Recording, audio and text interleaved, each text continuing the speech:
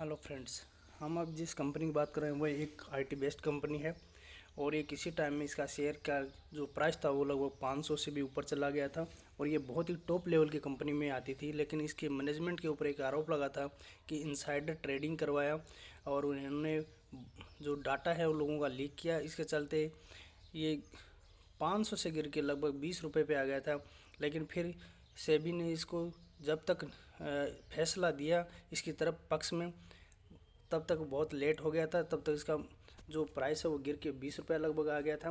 लेकिन फिर इसने सेबी को बिल्कुल निर्दोष पाया, उसमें किसी तरह की कोई घपलाबाजी नहीं की गई थी। लेकिन अब ये कंपनी उसके बाद से धीरे धीरे लोगों का ट्रस्ट जीतना शुरू किया है और अभी ये देख रहे थे कि 15 से लगभग 68 रुपये पे गया था और वापस 32 रुपये पे मिल रहा है मार्केट क्रैश होने के बाद। तो अभी ये लगभग क्वार्टर 4 का रिजल्ट आएगा तो लगभग आपको 100 रुपये पे ये शेयर मिलेगा।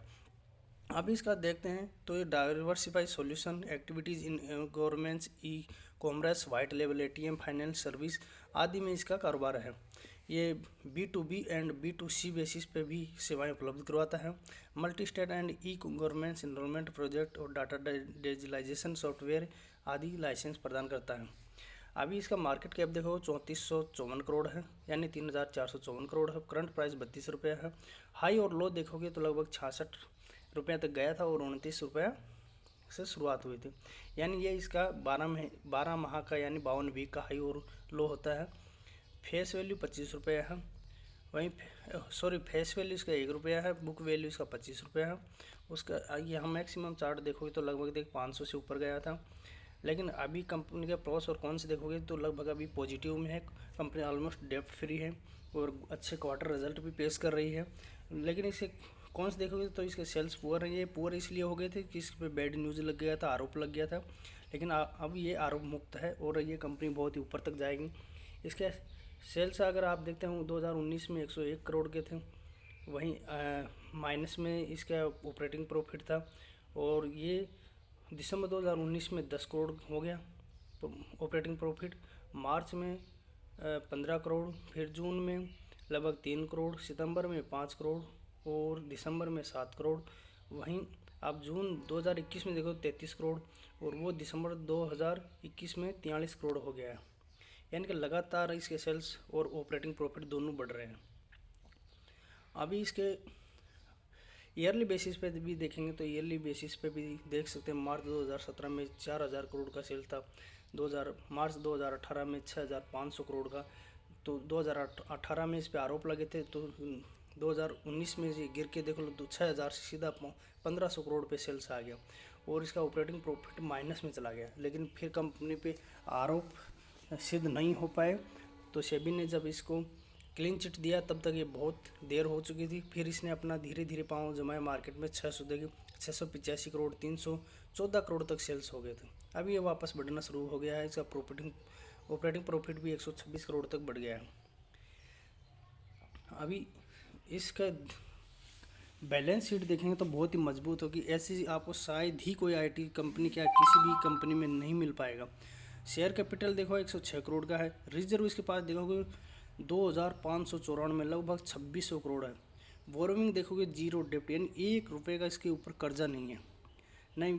और इसके बाद रिजर्व देखोगे 2594 यानी 2600 करोड़। इतनी की बहुत सारी इंडिया में छोटी छोटी कंपनियां हैं, उनका मार्केट कैप भी नहीं है जितना कि इसके पास रिजर्व रखा है। तो ये आगे आके ये पैसा अगर बिजनेस फैलाने में लगाएंगे तो ये निश्चित रूप से बहुत बड़ी कंपनी वापस बनेगी।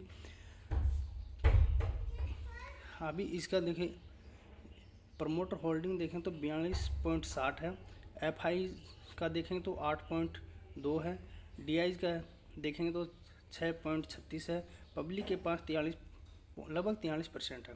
ये इसका शेयर होल्डिंग पैटर्न है। अभी हम इसके ऊपर जो न्यूज़ आई है वो देखते हैं। बहुत ही बेहतरीन न्यूज़ आया है। तो ये न्यूज़ देख सकते हैं 9 मार्च को न्यूज़ आया था। RBI ने ये देख सकते हैं RBI renews the authorisation issue to Vakrangee for white लेवल ATM।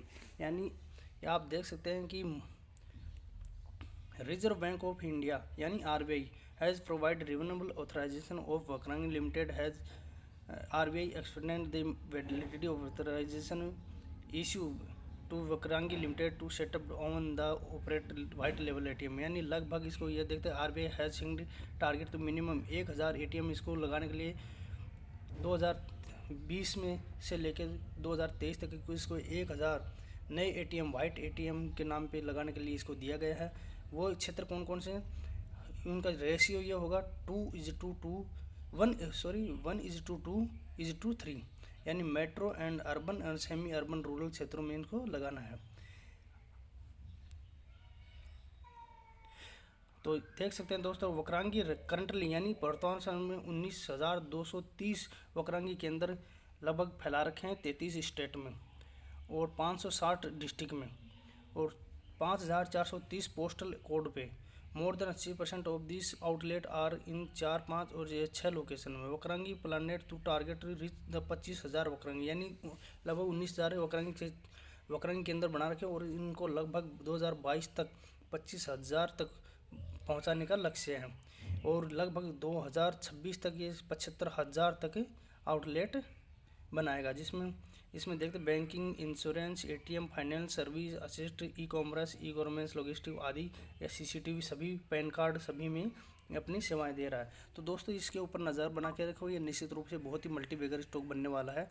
इसमें एसआईपी के तौर पे भी ले सकते हैं क्योंकि इसका जो प्राइस है वो एकदम से नहीं बढ़ेगा, धीरे धीरे जाके बढ़ता चला जाएगा। तो इस पर ध्यान अपना एक बार रिसर्च ज़रूर कर लें। इसका Q3 का अगर आप रिजल्ट देखेंगे तो ये देखिए रेवेन्यू ऑपरेशन लगभग 180% बढ़ा है, यानी कि 743 से लेकर सीधा 2081%। वहीं आप ईबिटा देखेंगे तो लगभग 75% बढ़ा है, 72% सॉरी। और profit year two year tax paid के बाद देखेंगे तो लगभग 74.6% तक बढ़ा है। और वहीं अगर आप इसे वक्रांग के रिजल्ट परफॉर्मेंस देखोगे तो लगभग देखिए 2071 से अब 2086 बढ़ा है। मैं प्रॉफिट ईयर भी देखोगे तो लगभग 267 से 293 करोड़ में बढ़ गया है। यहाँ पे देख सकते हो 2021-22 में आउटलेट इसके पास 19,230 है, 33 स्टेट में फैला हुआ, 560 डिस्ट्रिक्ट में है और 5430 पोस्टल कोड 80% टियर 1 में है। अभी इसके जो ये देख सकते हो लगभग एक्टिव इसके कंज्यूमर वो लगभग 50 मिलियन तक हैं और इसके जो कस्टमर हैं वो देख सकते हैं कौन, अमेजन है, वेल्थित है, फार्मा इजी है, भारत इजी है, जियो है, क्यूब प्लांट है और TSI यात्रा है, एडुकेशन है, बिग हार्ट है आदि। इसके जो आप देखते हैं पोलिंग स्टेशन के 1 मिलियन तक चला गया है। वहीं अगर इसका टोटल नंबर ऑफ विलेज देखो तो 6,62,986 है। वहीं टोटल ऑफ ग्राम पंचायत देखो तो 2,53,263 है। अर्बन क्षेत्र में 75,535 है। टोटल आउटलेट देखो तो 3,28,803 है, यानी कि ये बहुत ही बड़ी कंपनी बनने वाली है। तो इसके ऊपर अपना जो रिसर्च करके और SIP के रूप में इन्वेस्टमेंट करें इसमें।